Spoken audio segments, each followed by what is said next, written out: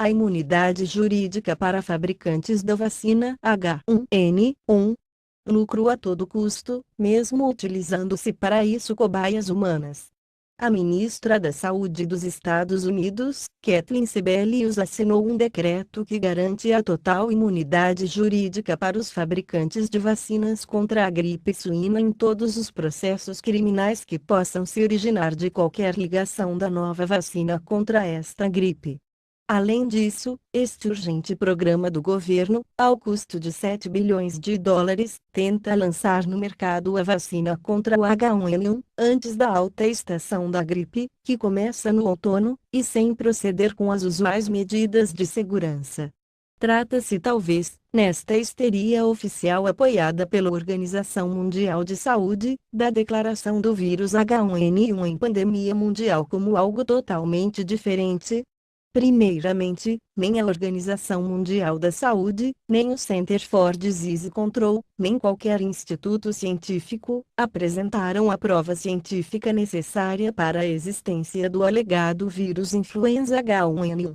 Para tal prova seria necessário isolar o vírus, segundo critérios científicos, determinar e fotografar com microscópio eletrônico. Esse é o procedimento padrão.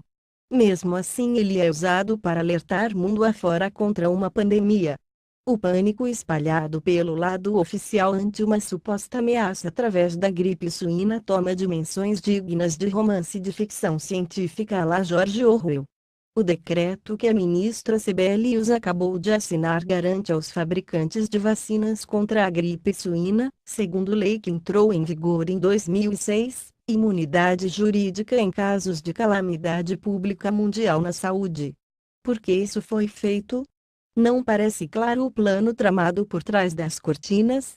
Desde que a Organização Mundial da Saúde, seguindo uma recomendação do Grupo de Trabalho para Questões de Imunização, Strategic Advisory Group of Experts on Immunizations, declarou a infecção H1N1 como fase 6 ou pandemia, podem ser iniciadas imediatamente medidas de caráter emergencial de saúde pelo mundo afora, até mesmo em países como a Alemanha, onde o número de casos de infecções H1N1 registrados, ou até mesmo somente suspeitos, podem ser contados nos dedos da mão.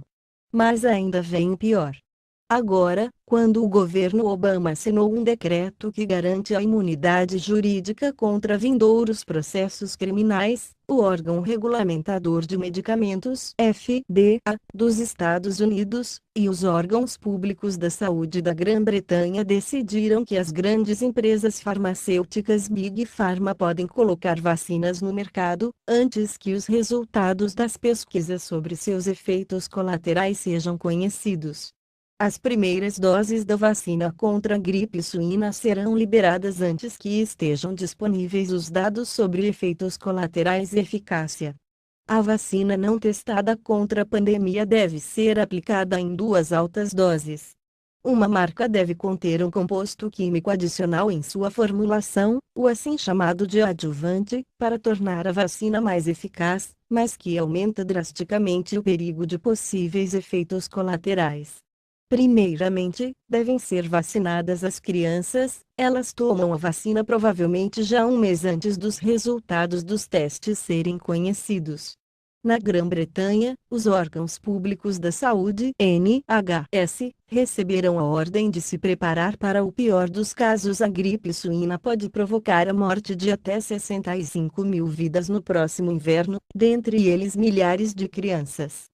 O governo britânico já encomendou 132 milhões de doses da vacina junto a 2 fabricantes, GlaxoSmithKline e Baxter, os quais licenciaram já previamente 3 vacinas bases em preparação contra uma pandemia. Isso soa como encomendado, embora a OMS e os epidemiológicos assegurem que não é possível se preparar antecipadamente frente a uma ameaçadora mutação do atual e relativamente inofensivo problema do H1N1. Tudo muito suspeito. Realmente é inacreditável que o grande fabricante farmacêutico Baxter já tenha requerido a patente para a vacina H1N1, um ano antes que o primeiro caso do suposto H1N1 tivesse sido relatado. E mais além lê-se no requerimento como adjuvantes adequados são considerados géis minerais, hidróxido de alumínio, substâncias tensoativas, lisolecitinas, plurônico e poliânions ou emulsões oleosas como água em óleo ou óleo em água ou uma combinação disto. A escolha dos adjuvantes depende naturalmente da aplicação planejada. Desta forma, por exemplo, a toxicidade depende do organismo-alvo e pode variar de não tóxico até altamente tóxico. Ou seja, mortal. Não existe qualquer dispositivo legal. Poderia ser que a Baster esteja se preparando para vender muitas centenas de milhões de doses da vacina que contém o altamente tóxico hidróxido de alumínio como adjuvante. Talvez fosse a hora de exigir que todas as lideranças da OMS, da SAGE e do CDC, do governo Obama, os membros do gabinete e do Congresso norte-americano, que liberaram 7 bilhões de verba para o H1N1, e consentiram que a indústria farmacêutica recebesse imunidade perante as posteriores indenizações que seus produtos viessem a causar, se colocassem eles próprios à disposição como cobaias para a nova vacina. Assim pode-se observar os resultados. O mesmo deveria valer para outros órgãos públicos ou instituições que exigem que os cidadãos sejam vacinados com a vacina H1N1 da GlaxoSmithKline ou Baster. Eles devem atentar que a vacina seja realmente segura. E mais, a OMS não registrará mais os casos do H1N1. Um outro sinal de que todo mundo está fazendo o papel de idiota neste cenário de gripe suína da OMS, se mostra na mais nova decisão desta instituição atuante internacionalmente, que justamente deveria ser responsável em vigiar este princípio das chamadas pandemias ou somente epidemias pelo mundo afora, de não seguir mais o desenvolvimento da gripe suína. Em um informativo publicado em sua página na rede, encontra-se o espantoso anúncio que os casos de H1N1 não serão mais registrados. A última contagem da OMS, de 6 de julho, resultou em 96.512 casos confirmados em 122 países, dos quais 429 mortes. Aparentemente a OMS quer dizer através deste novo passo, que o número de casos confirmados em laboratório é irrelevante.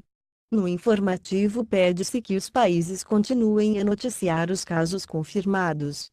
Os países devem também atentar a eventual aumento dos casos de morte que poderiam indicar a mutação do vírus para uma forma mortal.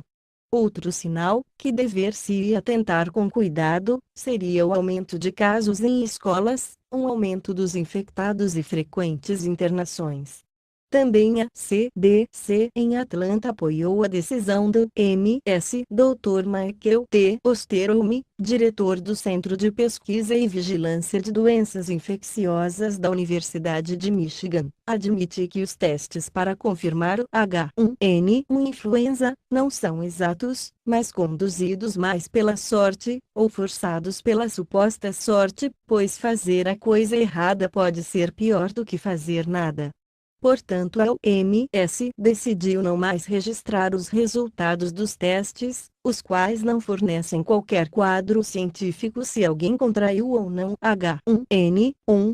Ela também decidiu não contar mais os resultados de testes e casos confirmados do H1N1 por todo o mundo, porque a gente pode presumir que na maioria dos casos trata-se da gripe suína H1N1.